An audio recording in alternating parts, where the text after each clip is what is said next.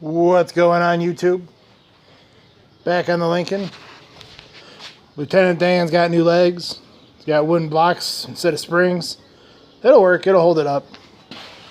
But look at this. This is one of the donuts. This goes between the cylinder and the frame rail. It's supposed to be flat. I probably should have been running double donuts. There's the other one, just as bent. And I was going to reuse these cylinders. I'll probably reuse the springs, because I don't really plan to hop this car. Not really. And it rides alright. I don't know what ton they are.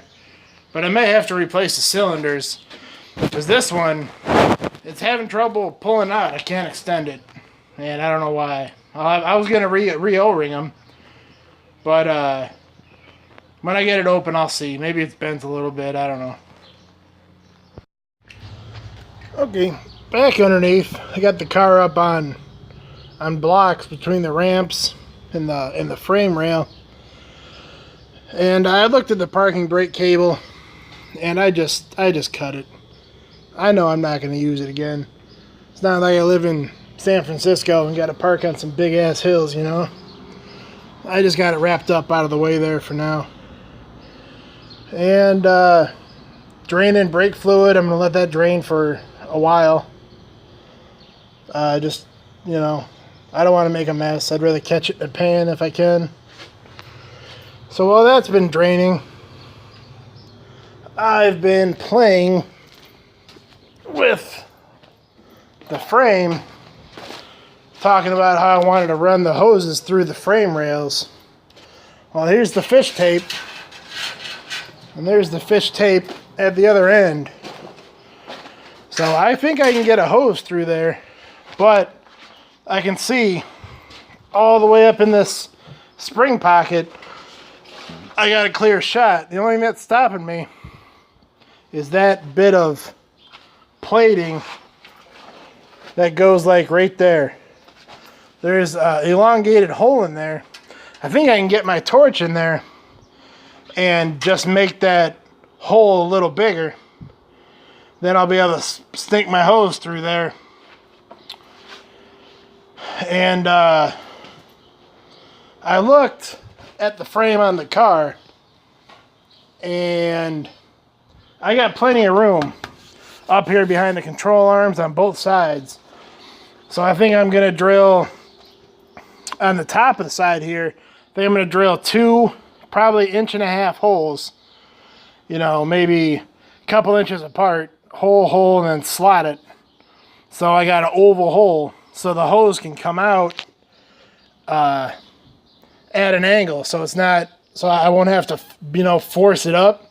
Otherwise, it'll be so hard to get it to pop out of there. Nice smooth bend, then I'll be able to go right to the cylinder. Same thing back here. On the inside here, right next to the trunk pan, I'm going to do the same thing. I'm going to make an oval slot, so the hose will come out of the trunk, go around, and go into the frame. This tape wasn't too bad getting it in there. But that's just a small tape. Getting a big hose through there is going to be a little more difficult, but it being in the frame and so protected, hopefully I've only got to do it once. So it's going to suck, but I got no obstructions in there, so it should be good. Alright, folks. Well, it's ready. I got all the body mount bolts off, transmission shifters off, the ABS unit is on a bracket that's mounted directly to the frame. It doesn't come near the body. So I just pulled the master off the booster and just laid it in there. It's ready to go, I think. I'm gonna move all this shit out of the way, pull it out there with my Explorer, pull it out enough to get those lifting pads off, and then shove it back in here and try to figure something out. It's getting close. Getting nervous. A lot of stuff to unhook. I'm sure I missed something. We'll find out. Okay, YouTube, it's out and back in already. There's the lifting pads, took them off. And these arms ain't gonna work. Let me show you why. This arm moves enough. Hold on. This arm I can move back and forth, get it under the body. But this one, that's as far forward as she goes.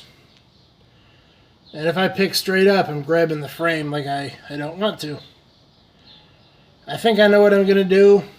So I'm going to have to build something. And next time you see this car, we'll be lifting the body off. Peace.